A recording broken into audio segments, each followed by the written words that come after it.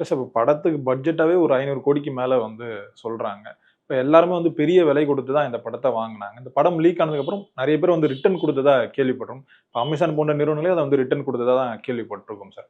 அப்படி இருக்கும்போது திரும்பவும் அந்த படம் ரிலீஸ் ஆகும்போது அதே விலைக்கு வாங்குவாங்களா? இல்ல அதை விட குறைவான விலைக்கு தான்? நிச்சயமா வாங்க மாட்டாங்க. அதுல எந்த டவுட்டுமே இல்ல. நீங்க சொன்ன மாரி, இந்த படம் கிட்டத்தட்ட ஒரு 350 கோடி பட்ஜெட்டில் எடுக்கப்பட்டு ஒரு 500 கோடிக்கு வந்து விற்கப்பட்டது. ஓகே. அதுல முக்கியமா அந்த டிஜிட்டல் பார்த்தீங்கன்னா, அமேசான் நிறுவனம் 125 கோடிக்கு வாங்குனாங்க.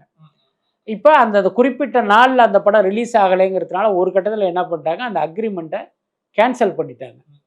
இப்ப அந்த டிஜிட்டல் ரைட்ஸ்ங்கிறது ஓப்பன்ல தான் இருக்கு. இதுக்கு இடையில தான் அந்த கன்டென்ட் வெளியாயிடுச்சு. இப்போ வேற எந்த ஓடிடி நிறுவனம் அந்த படத்த வாங்குனாலும், அந்த 125 கோடி குடுத்து வாங்குவாங்களா? அப்படின்னா டவுட்டு தான். எனக்கு தெரிஞ்சு 50 கோடி அல்லது அதிகபட்சம் ஒரு 75 கோடி கொடுப்பதற்கு வாய்ப்பு இருக்கு. ஏன்னா, நீங்க சொன்ன மாரி இந்த படத்தை பல பேர் பார்த்துட்டாங்க. அதுதான் உண்மையும் கூட. அப்ப நீங்க ஓடிடில இத போட்டாலும் எத்தனை பேர் பார்ப்பாங்கங்கிறதுக்கு எந்த உத்தரவாதமும் இல்ல. இப்ப இதிலேயே பார்த்தீங்கன்னா, கிட்டத்தட்ட ஒரு 50 75 கோடிக்கு வாங்குறதா வச்சுக்கிட்டா கூட 50 கோடி ரூபாய் இவங்களுக்கு நஷ்டம். அதுக்கப்புறம் தமிழ்நாடு தியேட்டர்கள பார்த்தீங்கன்னா, பல்வேறு விநியோகஸ்தர்கள்ட்ட ஏரியா வாரியா பிரிச்சு 103 கோடிக்கு வித்திருக்காங்க.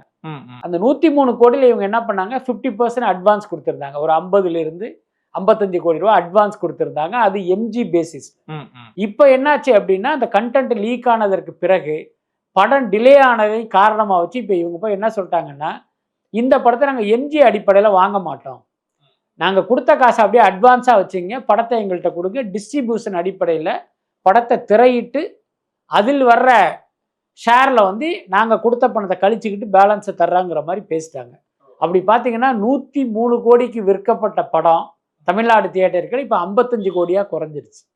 இதே மாரி ஒவ்வொரு டெரிட்டரியும் நீங்க கணக்கு போட்டீங்க அப்படின்னா, 500 கோடி வியாபாரம்ங்கிறது 250 கோடியா குறைஞ்சிரும். இதுதான் நிலவரம்.